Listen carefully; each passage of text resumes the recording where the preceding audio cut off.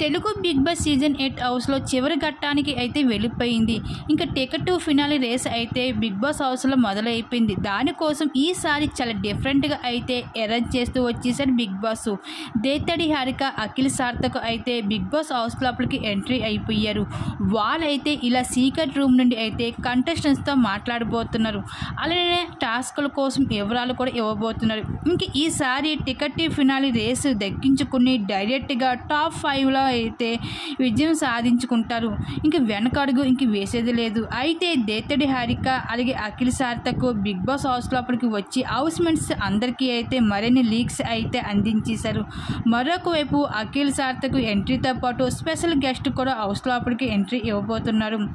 ఇంకపైన అయితే పింకీ అలాగే మానస్ కూడా హౌస్ లోపలికి వచ్చేస్తున్నారు. ఇంకా ఇలా గత సీజన్లో చూసుకున్నట్లుగా అప్పుడు ఎలా వచ్చారో సెలబ్రిటీస్ ఇప్పుడు అదే విధంగా ఎక్స్ కంటెస్టెంట్స్ వచ్చి అయితే టికెట్ ఫినాలే రేస్లో అయితే ఆడించబోతున్నారు ఈసారి కూడా.